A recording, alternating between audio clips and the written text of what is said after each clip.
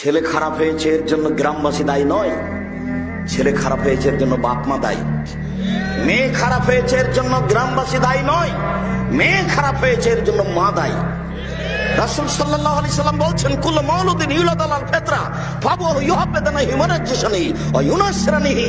প্রত্যেকটা ছেলে মেয়ে ইসলামী ধারণ ক্ষমতা নিয়ে জন্ম নেয়, প্রত্যেকটা ছেলে মেয়ে ইসলামী ধারণ ক্ষমতা নিয়ে জন্ম নেয়। পাঁচ ওয়াক্ত সালাত আদায় করতে পারবে, এই ক্ষমতা তার ভিতরে আছে। দাড়ি ছেড়ে দিতে পারবে, চাঁচবে না, এই ক্ষমতা তার ভিতরে আছে। টাকনুর নিচে প্যান্ট পরবে না, উপরেই পরবে, এই ক্ষমতা তার ভিতরে আছে। তো টাকনো নিচে প্যান্ট পরলো কেন? দাড়ি চাঁচলো কেন? দোকানে বসে আড্ডা পিটলো কেন? সুদ ঘুষ জুয়ায় অংশগ্রহণ করলো কেন? রাসূল সাল্লাল্লাহু আলাইহি সাল্লাম বলছেন, ওর বাপ মা করতে বলেছে এই জন্য। মেয়েটা নগ্ন পোশাকে আছে কেন?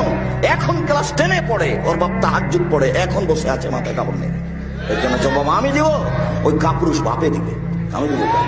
জন্ম আমি দিয়েছি, জন্ম আপনি দিয়েছেন, আপনি প্রস্তুত থাকেন। আল্লাহর নবী আপনাকে বলছেন পাহারাদার এই ছেলেদের, এই বাড়ির পাহারাদার আপনি।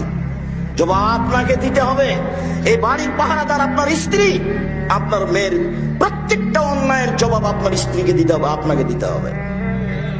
তাই রাসূল সাল্লাল্লাহু আলাইহি ওয়াসাল্লাম বলছেন, 3 শ্রেণীর মানুষ জান্নাতে যাবে না। ভুল বুঝিয়েন না, কথা আমি বোঝানোর চেষ্টা করেছি।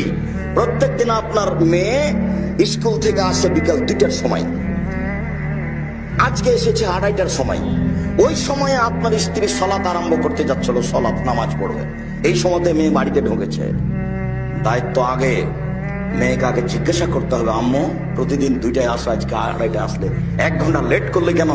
এটা রহস্য আগে বের করতে হবে, তারপরে কোনো কথা। এটা অক্ষরে অক্ষরে প্রকাশ করতে হবে, বুঝতে হবে, জানতে হবে। তার নাম মা।